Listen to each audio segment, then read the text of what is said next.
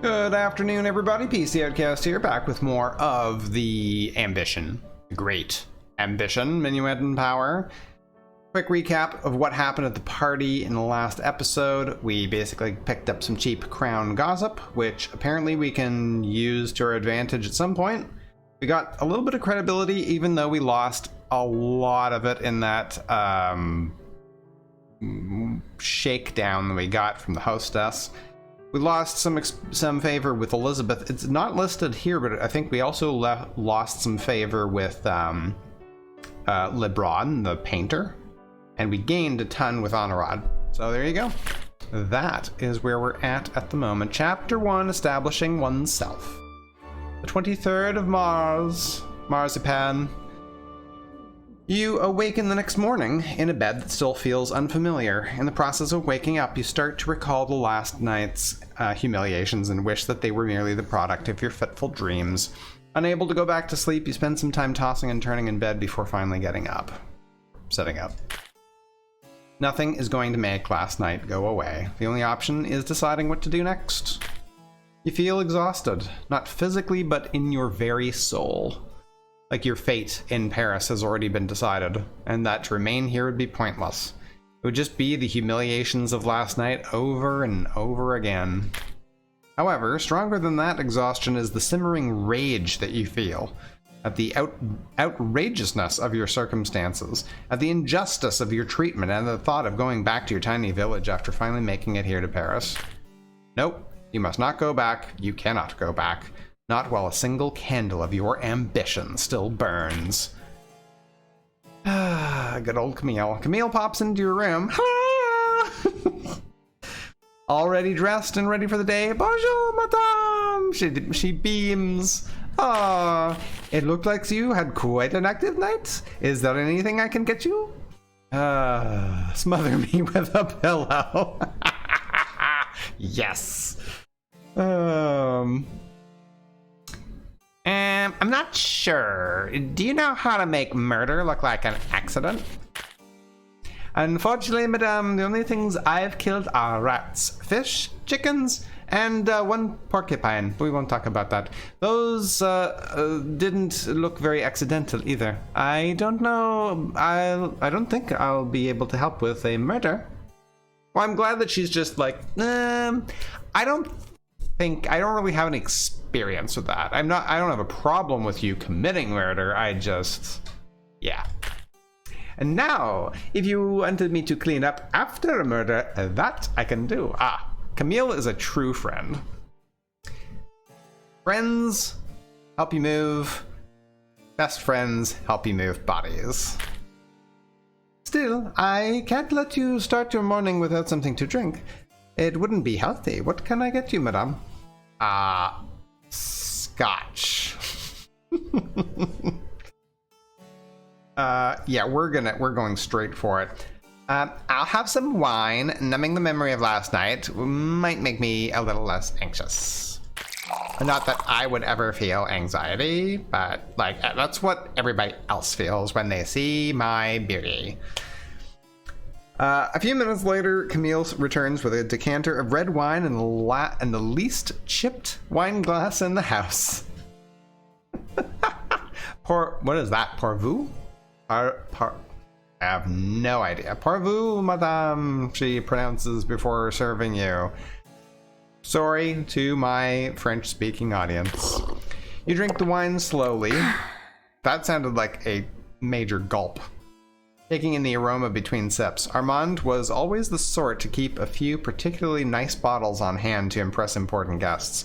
The wine smooths the edges off of last night's memories, and you feel a little more ready to face the dangers of this new world that you've entered. You've lost Peril. Well, there you go. We just have to get drunk. Drink wine first thing in the morning, and our peril just slips away. You take a few moments to finish your drink in silence and collect your thoughts. Something that keeps coming to mind is all the gossip you've heard during your time at the party. Most of it was idle prattle, but some of it felt scandalous and valuable. Without an inheritance or a job, you'll need a way to make some money. Blackmail? Maybe someone would be willing to buy this gossip. Is that a thing people do? Camille tips her chin thoughtfully. Well, when I was at La Halle the other day, someone mentioned something about a newspaper with these amazing society pages. I think it's called La Trope du Pipet. Whatever the hell that means. Yes, now available to visit on the Paris map. Nice. The Tramp of the People? Sure. They have to get their stories from somewhere. Why not you? In fact, I bet you'd be great at that, madame.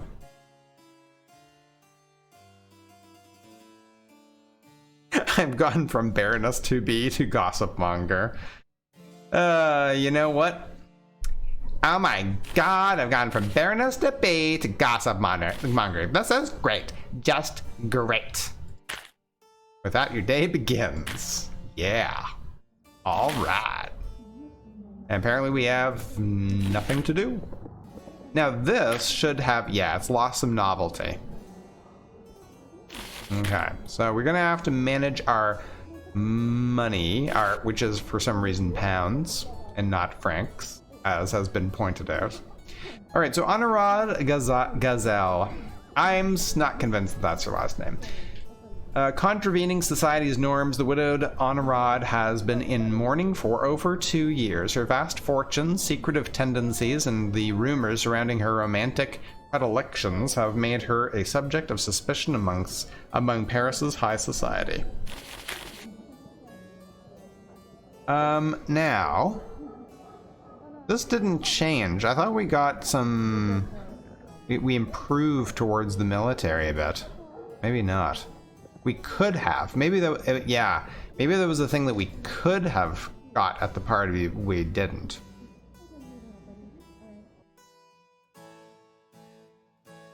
Alright. And I still haven't looked this word up. Actually, you know what? I'm going to do that right now. I'm going to... Whoops. Okay. It doesn't let me click out. Okay, whatever. I'll try to remember it at the end of the playthrough, or for today.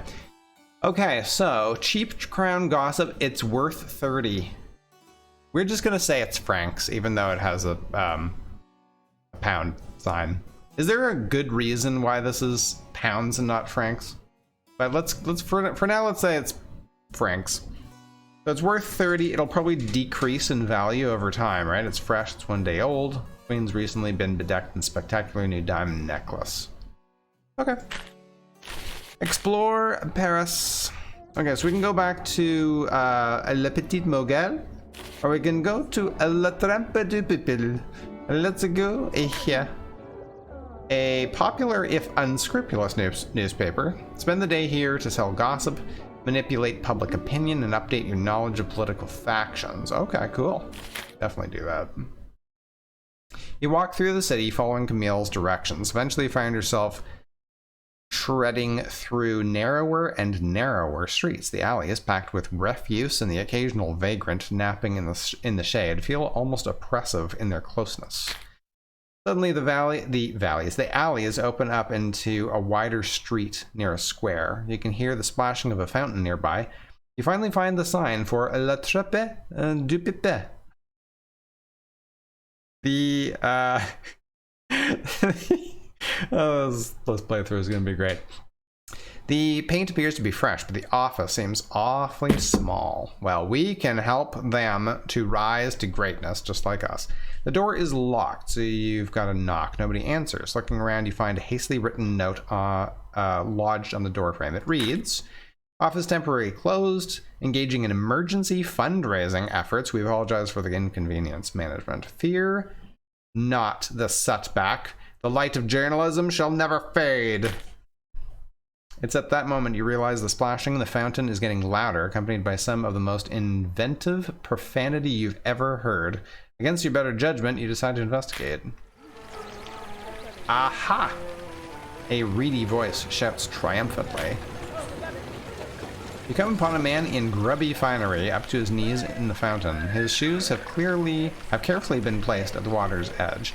He does have He does a little jig as he drops a wet coin into his snuff box, which is clutched tightly in his other hand. Noticing your presence, the man in the fountain turns to you with a nod and a smile that attempts to be ingratiating. Bonjour, madame. Oh my god, are you serious? This is your idea of emergency fundraising? Oh. The stranger's smile sours and he marches out of the fountain. I shall have you know that fundraising is far more difficult than it appears. Even the most noble of men must occasionally stoop low to accomplish great things. Okay, alright, Pierre. Or what do you want? Are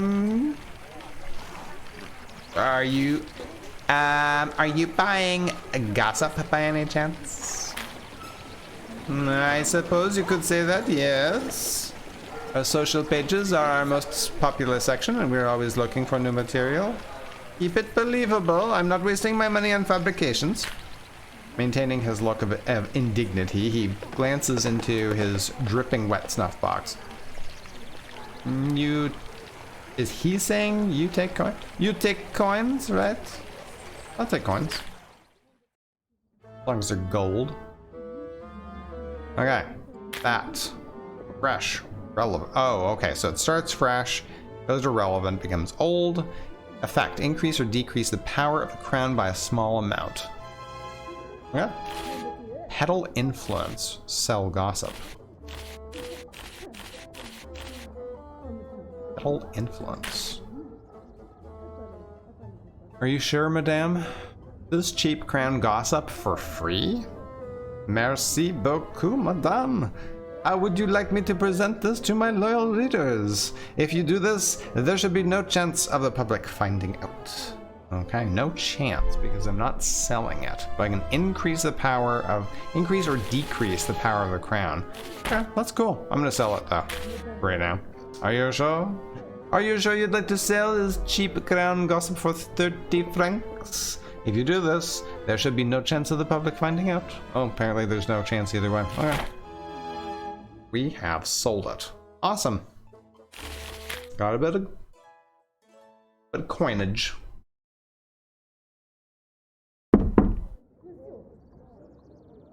And that is the end of that whole day. You wake up the next morning to a polite knock on your bedroom's door frame. Camille enters carrying a small armload of letters. Madame? Camille starts, both confused and hesitant. There's a lot of letters for you here. I don't care if they're for Armand. I'm reading them. The letter, written in elaborate calligraphy and sealed in a stamped wax, appears to be an invitation to another party. The other letters cradled in Camille's arms are of a similar type.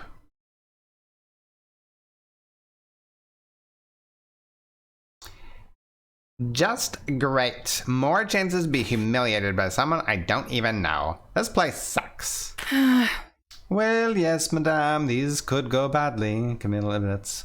Not everyone in the city is particularly honest. In fact, most people of your station tend to have a lot of enemies. However, that dreadful host must have enemies too.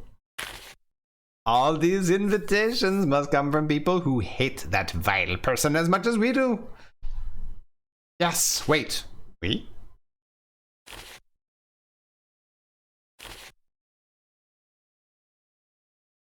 Yes, you're right.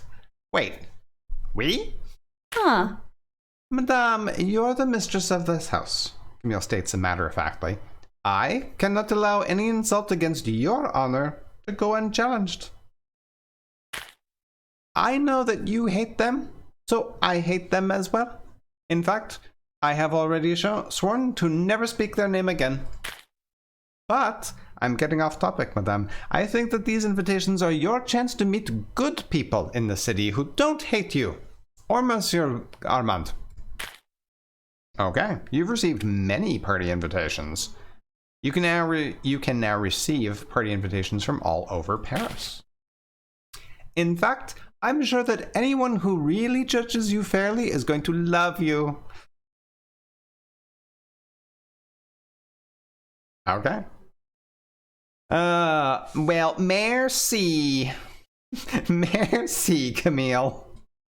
I really hope that's true. I mean, of course it's true. I mean, I'm me. Like, why would nobody love me? I'm beautiful. With that, your day begins. Oh yeah, look at all of this. Monsieur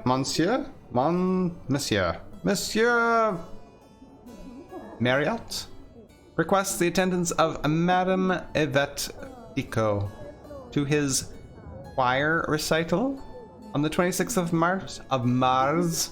This intimate party is sure to be the very height of cheerful gaiety. Okay. Do I have other? Oh. Okay, there's the choir recital, a wine tasting, a opera gala. It looks like we're gonna have to choose between that and the poetry salon. And military ball. Attending this party will give you a level of exhaustion. Accepting today will award you with 5 credibility. Ignoring this invitation will cost you 5 credibility. You will receive church gossip at the party. Okay.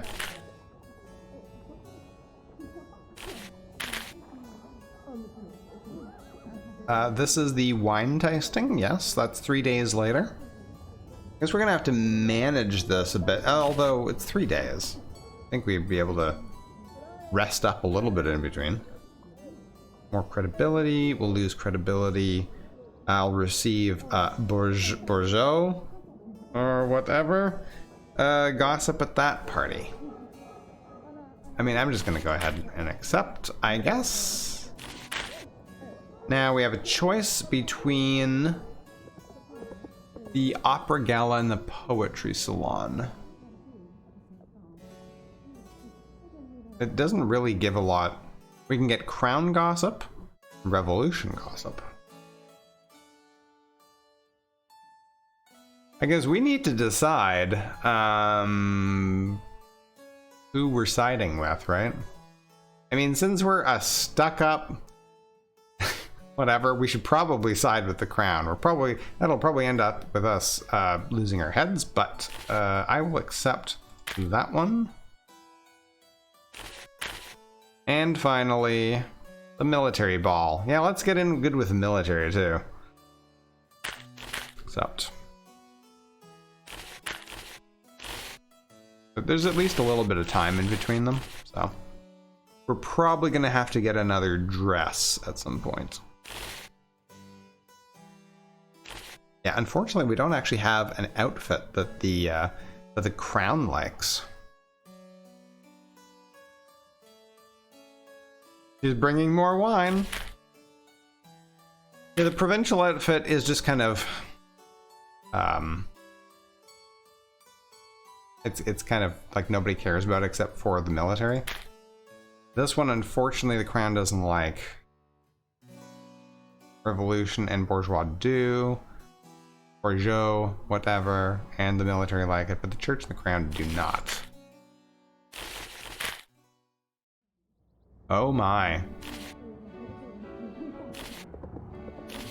Lots of places. Park. I don't know what that is. These are all places of interest. Yeah, we should probably get ourselves more money. So the first place, hang on. First place we are going is, we're gonna get church gossip. Church gossip, okay.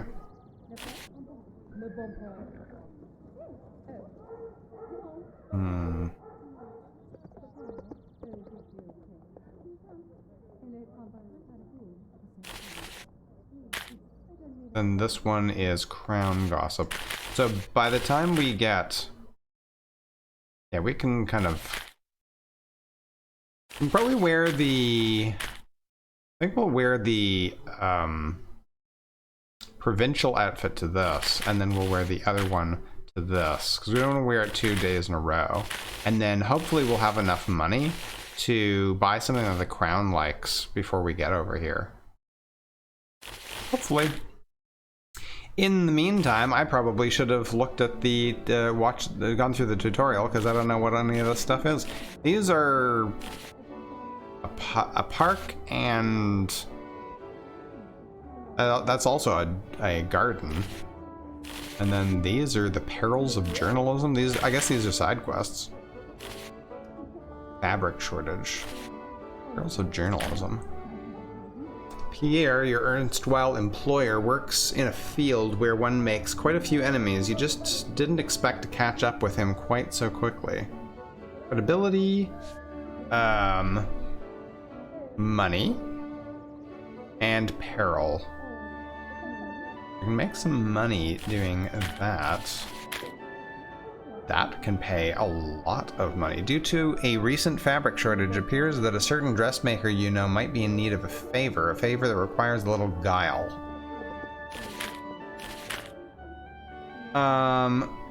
Hire a bodyguard. Lots of peril. Exploring a more dangerous part of the city carries some risks, but some of the violent types you might meet could also be useful or even employable. Okay, we probably don't have enough enemies yet to need a bodyguard, but that is really interesting.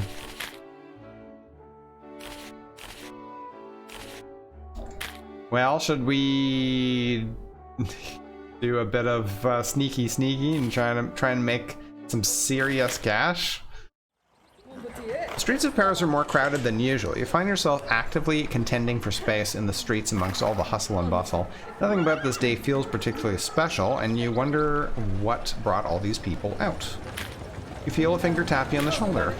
You turn around and find yourself face to face with none other than the dressmaker Fatima. Ah. Salut, Yvette. It's always nice to see one of my favorite customers outside of my little shop. I'm gonna give her a little bit of a different voice because she is Arabic, and I still didn't look up Arabic accents.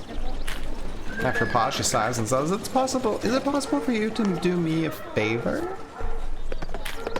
Holding a pouch of coins and pointing at a storefront, she says, Can you take this money, go into that dressmaker's shop and buy something for me? Okay. You see, I used to work there for around 5 years or so, but I never got promoted. Idly, she rubs her fingers across her Hamsa necklace. So I left to start my own place, and the owner wasn't very happy about it. The next words are a mumble. I might have told her the only clients she was fit to dress were the devil and the hangman. Either way, I need some spare fabric, and I'm not welcome in that shop anymore. Okay. Why would you even give them money at all, then? Can't you just get the fabric somewhere else?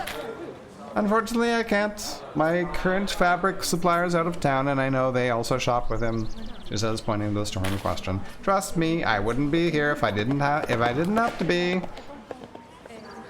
Fine, I'll help you as long as I don't end up having to pay for anything. Mm-hmm. Oh, thank you, she says with a sigh of grief, thrusting the pouch of Livia? I'm just gonna call them francs, into your hands and detailing out what exactly she needs. You've been given 100 francs. Yes. Inside, you're cheerily greeted by a woman at the counter. Bonjour, madame, and welcome to our humble establishment. The statement downplays the reality that this place isn't humble at all. In fact, it's utterly magnificent. You also get the feeling that there's nothing here you can afford outside of the bolts of raw fabric you've been sent here to purchase. Is there anything I can help you with? Yes.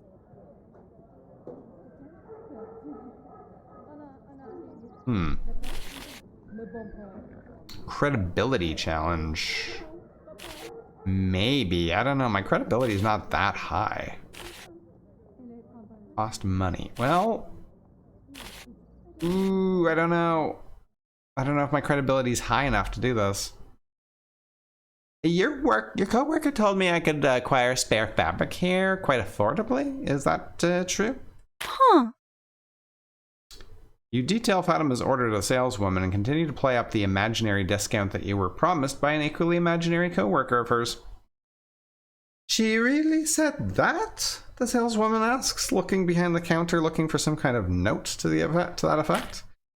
She sighs and gives you a professional smile. Well, I can't find anything here, but I should still uphold our reputation. I can give you the entire order for 80 francs. Order in hand, you step outside with an armload of high-quality fabrics. How was it? I'm in... are we gonna rip her off? No, you know what? Yeah, we're gonna get in good with her, I think. I mean, she dressed us when no one else would. I managed to get a better deal. Really? That's fantastic, she says with delight as you drop the fabric and the coin you saved into her hands. Credibility up. Nice. Unfortunately, I didn't get the 100 gold I thought I was going to get. The two of you make some small talk before you part ways. She has a lot of work to do, and you decide to explore the city a little before heading home.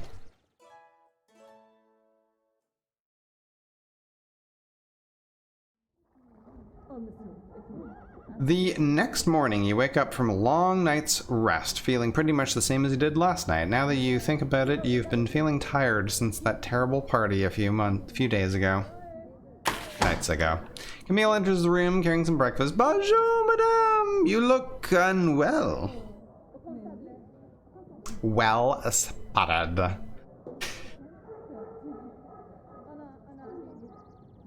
You know, it's kind of rude to just say that out loud, but you're not wrong.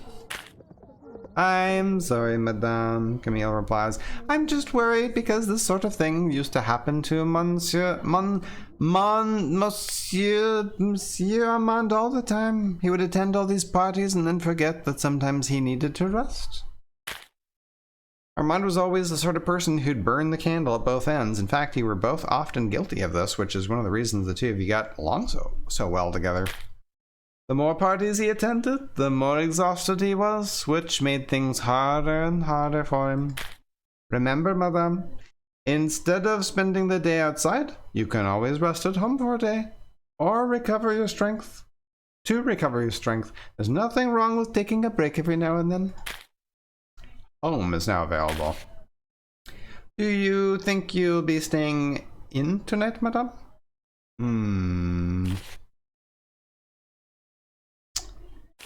You know, I might just do that. I wish I could see, like, where my... Oh, there's my exhaustion. Okay. Oui, oui, madame, she replies. Okay. So we rested up, I suppose.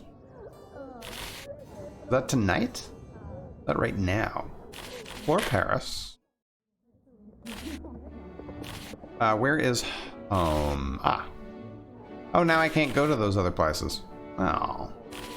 Those points of interest just disappeared. I have no more gossip, so I can, if I click on this, spend the day resting at home. This will remove all levels of exhaustion if you have any.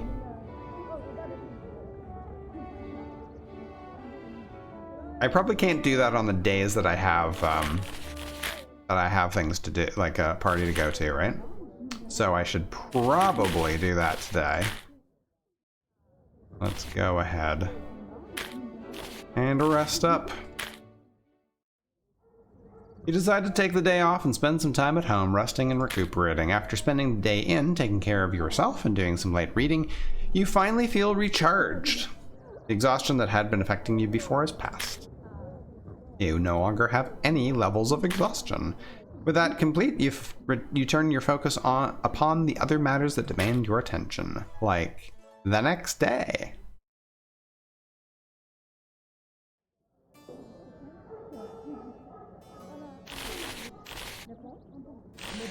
Go to the party.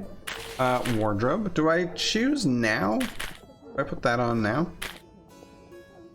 This party is being held by the church. They like provincial dresses. Oh, they do. Sometimes they like caraco ensembles and humble caracos and skirts. Yeah, they don't like this. Well, there you go. Let's do it. As your carriage nears the party, you consider taking one last moment to assess your preparations. Assess preparations. You check a tiny mirror you keep in the carriage to see what you're wearing your provincial outfit to a party being held by the church. The guests have no strong feelings on your outfit, and your credibility has not changed much. With preparations like this, results of tonight could be a toss-up. Oh. Oof. You step out of your carriage and hear the ripple of whispers that signal your arrival to any social event these days. There is a little line in the vestibule as guests are waiting to get in. While you're standing in this line, you manage to overhear an interesting rumor. Make a mental note of it, just in case. Cheap church gossip. You're neither well-rested nor exhausted. Nothing is holding you back from doing your best in this game of wits. A servant checks your invitation. Everything seems to be in order. I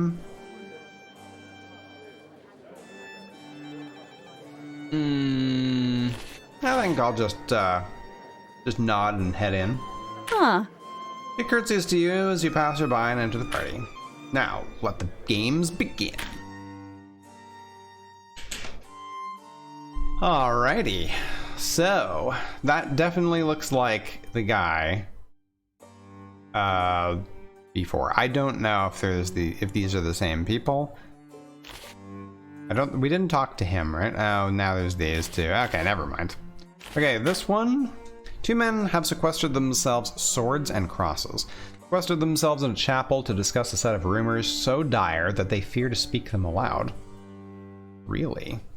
While together, they are resolute. They may prove easy to tempt when separated.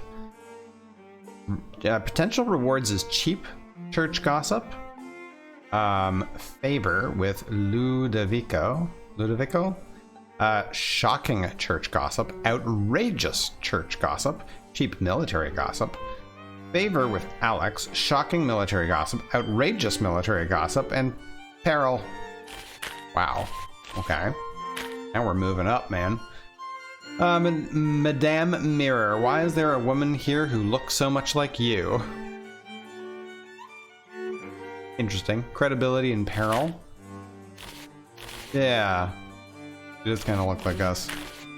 You come across a lovesick priest, off in a corner, hiding from the other guests. He seems bookish and shy, but also quite sweet. Something about him feels like it bears further investigation. Ludovico favor. Peril credibility. Well, and there's some thunder outside. There's a woman who apparently used to work with Pierre in the past, fellow huntress of gossip and rumors, and the two of you might have quite a lot to talk about. Shocking church gossip, cheap church gossip, outrageous church gossip, credibility, peril. Sure. Do that one. You approach a woman who's been eyeing the other guests in a particular familiar way. In fact, it's the exact same way you look at guests at these functions. She looks up at you. Yvette Cardew, I take it? She asks, sipping a glass of white wine. How are you, and what are you doing here? Huh. I heard rumors about... She's got the same voice now. I heard rumors about... But none of them mentioned that you have no manners. I can't keep the voices separated. My name... She was Southern. How to get my... Channel my inner Southernness. I lost it. My name is Anne de Crimea. We're both acquainted with Pierre Renaud. Funny little man, isn't he?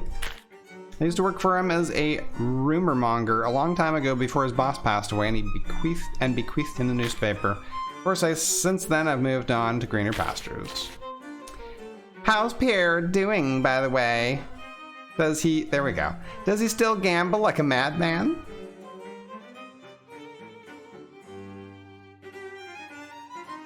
And he doesn't even drink anymore. I hear the Pope might have him canonized. Right. Yes. Oh no, he doesn't drink. He doesn't even drink anymore. I hear the Pope might have him canonized. Aha. Aha. Can you imagine? He laughs. I once saw a man. I've lost it. I can't go back and forth between the Valley Girl and the Southern. I once saw a man wager a full week's wages on wig loose racing? Wig louse. Normally you'd think she was joking, but this is Pierre we're talking about. By the way, I'm not certain I can get my voice to do what I want it to do. I'm not certain what you're doing here tonight, but I'm here to interview the Comte de Boulever? I mean, he doesn't know it's an interview, but that's not important. Simply put, I'm here to find something interesting related to the church. Can I trust you to stay out of my way? Credibility challenge. You're saying he has something worth writing about? Thanks for the tip. Oof, this choice will increase your peril by a medium amount. What say you and I interview him together? Together, we can cover every angle. Huh. Interview him together? I'd be agreeable to such a plan. If we both sold the story to our respective employers at the same time, they'd be none the wiser. He leads you over to the Comte de Boulever and engages him in conversation. Looks like they've met before, but he has no idea what her actual profession is. The two of you alternate in your conversation with him, slowly drawing out details of the latest scandals. Like a good gentleman, he attempts to remain discreet, but against the two of you, he doesn't stand a chance against the two-pronged ambush of your charms. You've gained some cheap church gossip. The three of you stick around together, chatting for a while before you find that there's nothing else to be gained from this conversation. Eventually, you part ways. You decide to search the rest of the party to see if there's anything else for you to do. Interesting. Oh, look at this guy's hair. Come across a woman interviewing a man for the sake of her book, but something doesn't seem quite right about the man's outrageous claims. Credibility, cheap bourgeois, I don't know, gossip, shocking, outrageous, and peril. This is these guys again? Cheap, shocking. A jilted gentleman has sought out your company and has quite the grudge to settle. However, firmly held grudges often lead to loose tongues.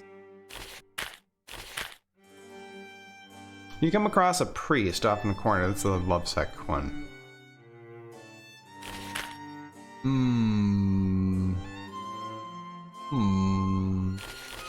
Like, this could be really good.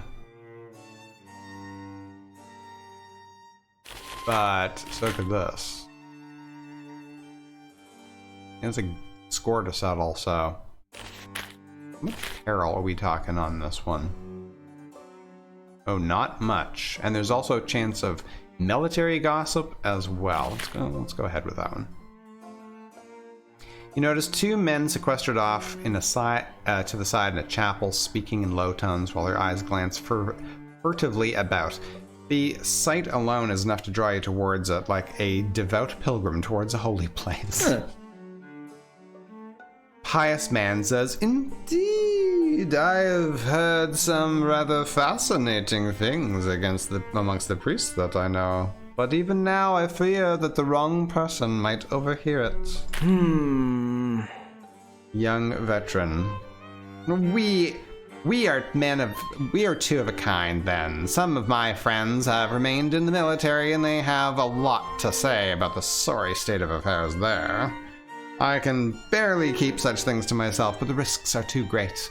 I'm simply too close to the story, and the consequences for indiscretion could be dire indeed. I suppose we have nothing to discuss then. Even at this distance, you can see these men are so overflowing with the desire to spill their respective secrets that it would be a trivial task to get them to speak. However, if they're to be believed, you'll certainly anger the members of whatever group that you take their gossip from.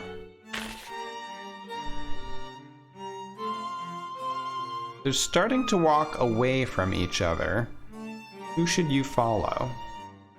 You want rumors connected to the church? It says it's going to anger them, though. Too bad. I wanted stuff about the military that I could then use to benefit them, but it seems like it's gonna anger it. So we're going for the church. As they part ways, you follow the older man at a distance. You catch up to him in a different part of the party, far from his erstwhile companion. "Ah, bonjour, madame," he says with a polite bow of his head. "How may I help you?" Ooh. Your efforts to pry the secrets from this man are so easy that you almost have to stop yourself from laughing. You have what you want from him in short order. Only cheap gossip, though. Of course, there are obvious consequences for dealing with a man who clearly can't keep a secret. It won't be long before everyone in the church knows that you sought out rumors about them. You have lost favor with Ludovico. Conversation that follows afterwards is decent, if nothing else. This is especially good because you'll have to keep talking with him for some time. This dance has a particular rhythm, and one can't leave too early, lest they risk arousing even further suspicion. However, the moment you spot a polite opening in the conversation, you manage to break away. All things considered, that certainly feels like a success. Excellent! Obviously lost on my outfit, but that's okay. We got some cheap gossip. I think, didn't we get 2? And no, we didn't gain credibility. We lost favor. All right. Well, that is the end of this episode. Thank you very much for joining me, guys. We will see you next time.